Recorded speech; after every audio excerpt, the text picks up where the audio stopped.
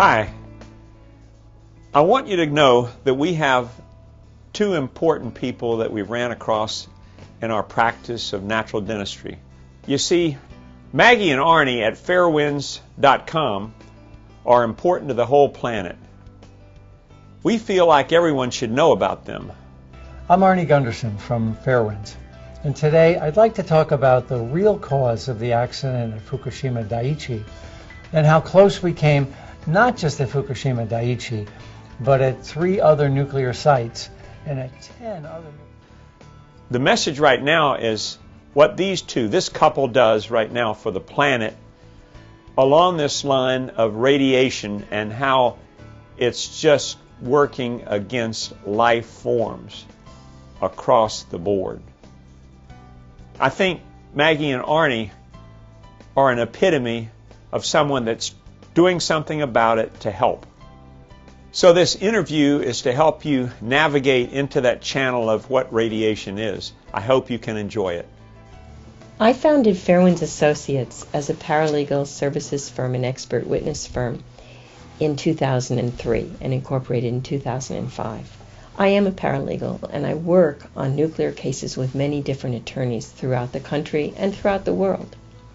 Additionally, we were looking at several radiation studies and had people ask us if we could look at nuclear power risk and radiation exposure or nuclear power releases, dose, and those issues. At that time, I founded as a founding director, and Arnie's on the board with me, we founded a 501c3 because people wanted to underwrite this type of work. And Arnie's background is unique in the nuclear engineering field. Yeah, I got a bachelor's and master's degree in nuclear engineering in the early 70s. And back then, we weren't worried about carbon dioxide. We were worried about running out of oil. And I actually thought I was going to save the world by preventing energy shortage. I wound up with a reactor operator's license, and I was an Atomic Energy Commission fellow, and ultimately worked my way up to be a senior vice president in the nuclear industry. Along the way, I worked at 3 Mile Island. I had people working for me when I was a VP at 3 Mile Island, and tried to recover the plant and minimize the radiation that was coming out of it. I left the industry in 1990 as a nuclear whistleblower, and John Glenn held congressional hearings that exonerated all of the issues that I had brought up that the Nuclear Regulatory Commission had deliberately tried to cover up for several years before that. And when Fukushima Daiichi came along, I saw the same lies being told by the Japanese government that my government had told to the Americans during 3 Mile Island, and that the Russians had told to the people in the Soviet Union after Chernobyl. And I really told myself, no, this is the 3rd time. I've seen this lie happen too many times. And I really dedicated the last part of my life to informing people about the dangers of radiation, and in particular, the dangers that are associated with the Fukushima Daiichi accidents. You know, in Japan today, the vast majority of the people believe that they shouldn't start back up the remaining 50 nuclear power plants that weren't blown away at Fukushima Daiichi. But yet the government is continuing to push for nuclear startups and more nuclear power plants in the future. Why is that when the people of Japan, especially the women in Japan, don't want this form of energy to endanger their country ever again? And the reason is money. There's an enormous amount of money on the line here. And the people that invest in nuclear power plants get about a 10 or 11% return every year on their investment. Let's take a new power plant that might cost $20 billion. Well, the investors get 10% of that, $2 billion a year for the life of the power plant, 40 or 60 years. It's a good deal if you're an investor. It's a bad deal if you happen to live next to it, like the people in Japan. You know, the first use of nuclear power was with a nuclear bomb, and that was created through an enrichment process. Right? In Tennessee, we had enrichment plants that were a mile long and were so top secret that no one knew they existed. They used a gas in those enrichment plants called uranium hexafluoride. That's uranium with 6 fluoride atoms in it, hexa. Well, that fluorine had to be gotten rid of afterward. Well, guess where it went? It wasn't disposed of. It was they found a use for that fluorine in fluoride toothpaste. Fluorine is the most electronegative element on the planet. It wants to attach itself to anything. It can attach itself to a uranium atom in an enrichment plant, or it can bond to your teeth. I was a commissioner for the Department of Public Works, and we oversaw the water supply for the city of Burlington. Our public water director and our commission came to the conclusion that we should remove fluoride from the water. Fluoride that is added to water is a chemical waste product, as Arnie said. Some comes from the nuclear industry, some comes from the phosphate fertilizer industry. None of it is pharmaceutical grade, and none of it is healthy. Dr. Paul Conant is a scientist who's done an enormous amount of studies and has published a book. He is with Fluoride Action Network. You can go to their website and read why fluoride is so detrimental to personal health and how important it is for us to remove it from our water supplies. Human beings have always been exposed to background radiation. There's cosmic rays that come down from the sky. There's the radioactive Earth emits gamma rays that come up into your body from below. Bananas have potassium-40 in them, and when you eat that, you are absorbing radiation. So you're telling us that there's a difference between background radiation and man-made radiation, is there? Oh yeah, the nuclear industry wants people to believe that Fukushima emitted no more than a couple billion bananas worth of radiation. We call that the banana equivalent dose, by the way, and which is a joke. The radiation from a banana, potassium-40, is very weak. It doesn't have a lot of energy. The radiation from cesium-137 is very powerful and likely does 100,000 to 1,000,000 times more damage than a single decay in potassium-40. So there's different types of isotopes. The man-made isotopes in general are more energetic than the isotopes that have been here forever and ever. Cesium-137 is a perfect example. It's a very powerful energy source. Isn't cesium called a muscle seeker? Yeah, cesium gets absorbed in your muscles, and it causes an illness called Chernobyl Heart in children. Young children near Chernobyl had enormous heart deformities after the accident. Yuri Bandashenkov did some studies that clearly showed that the exposure that children were getting and the heart damage they were getting were identical to the damage he had shown in laboratory rats that he had been able to dissect, and so that this concept of Chernobyl Heart has been well known now for close to 20 plus years.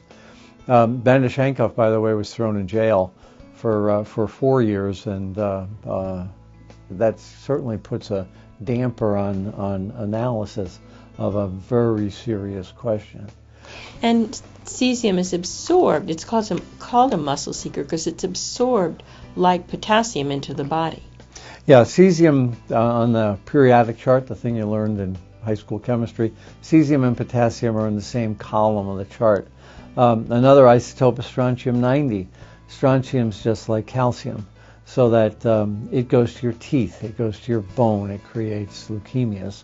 So strontium-90 doesn't exist in the natural world. It's a man-made isotope. Cesium-137 doesn't exist in the natural world. It's a man-made isotope. And in general, they're much nastier because the energy they have is deposited inside your body and much more energetically than the potassium from a banana, for instance. So, Arnie, talk to us about fallout, because I remember that there were some pockets of fallout. What is fallout? And how does a radiation plume move? I've met Magdalena Vergeiner, and we had her on one of our podcasts, and her father, Dr. Ignace Vergeiner, was critical to the seminal studies on radiation plume movement. Could you talk to us more about that after the accident? Yeah, when the Daiichi units had their meltdown, the first fallout was detected on an American aircraft carrier that was 100 miles offshore. The Ronald Reagan was mobilized for rescue efforts, and soldiers and sailors were coming in from being on deck highly radioactive. It was later found that the whole flight deck of the aircraft carrier was also contaminated. A lot of those people received excess doses of radiation, and the government really hasn't been forthcoming about the amount of it. Another source where radiation fell on was the United States Embassy in Tokyo. We've got those numbers for the amount of radiation that hit the U.S. Embassy. Clearly, authorities knew that there was an enormous rain coming down from the sky of these particles being emitted from Fukushima Daiichi. Well, it didn't just stop near Fukushima Daiichi. It floated up into the atmosphere and came down throughout the United States. In parts of the country got it and parts of it didn't. It seems like where there were rain, especially thunderstorms, they could go up into the upper atmosphere and pull this radiation down. And we had hotspots in Arkansas, we had hotspots in Wyoming, we had hotspots in Seattle.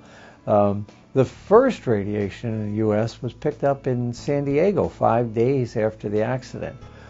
What we were able to show at the beginning of the accident was that the average person in Seattle at the end of March and all the way through April and into the beginning of May was breathing in what we call hot particles from Fukushima Daiichi. We set up filters, little air filters, almost like a cigarette filter, and pulled air through the filter at the same rate that your lung breathes air in. And then we'd open those filters up, lie them on X-ray film, and put that X-ray film in a safe for about a week.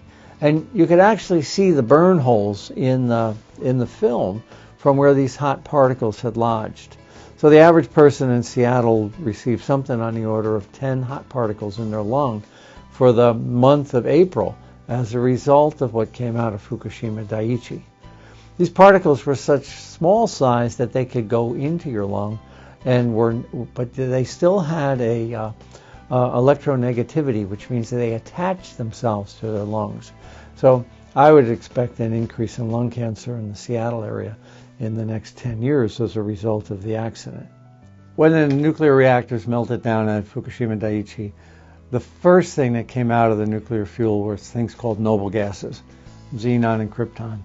Now, scientists had long thought they didn't react with anything, but for 5 days after the accident, the cloud of these noble gases that hung over Fukushima was enormous. In a cubic meter, 3 feet by 3 feet by 3 feet, there was as much as 1,000 disintegrations from noble gases every second. So that exposure to people from the outside was the first exposure that the International Atomic Energy Agency is not taking into account. The next thing that came out was iodine. And iodine lodges in your thyroid. Now, they could have taken pills, and in fact the pills were available, but the government didn't release the pills for the first week. So the iodine that was in the air got absorbed by people's thyroids, and we're already seeing an increase in thyroid nodules and thyroid cancers.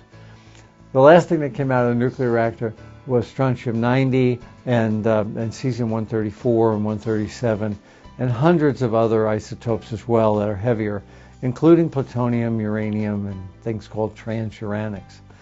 Those are still lying on the ground. The iodine's long gone, the noble gases are long gone, and the only thing that the Japanese seem to be worried about is the radiation exposure they're getting from the cesium. That's a big mistake. They're deliberately underestimating the exposure that their population received. And I suspect there'll be an enormous amount more cancers than the International Atomic Energy Agency and the Japanese government are willing to discuss right now. We get a lot of questions from our viewers and listeners on what should we do in this radiological age to mitigate or minimize the impacts of radiation upon our bodies.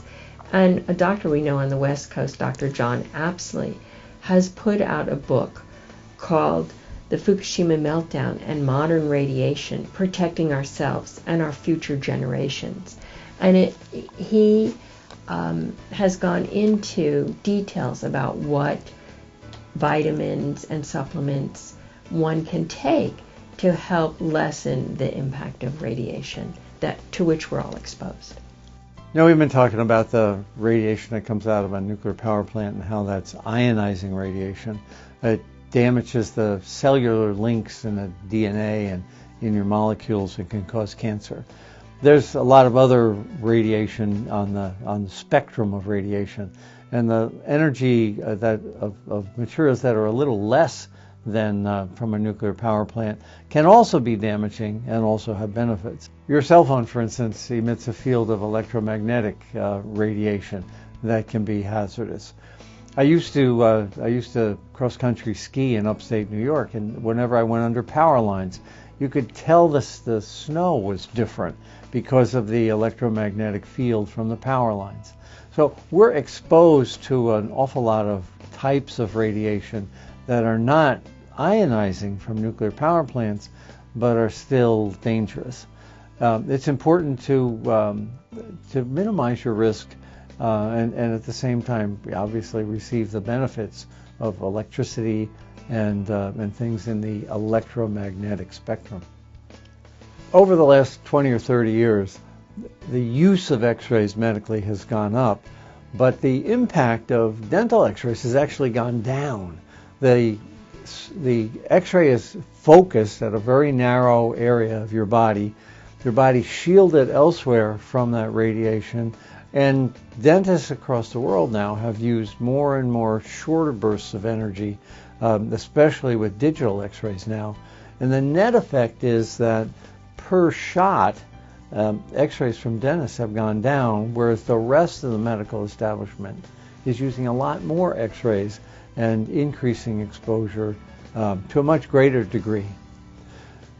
My hats are off to the dental industry for understanding the risk-benefit equation and minimizing the risk and maximizing the benefit. You know, 100 years ago when we began to use electricity, there was really no alternative but to have large central station power. So the argument isn't about how we got to where we are. We had to. The 20th century needed large central station power because we couldn't distribute the energy. We couldn't switch it on and off very easily. This is the 21st century now. We have a different paradigm. The old 20th century approach is almost like a tree with a couple really huge leaves on it to generate the power the tree needs.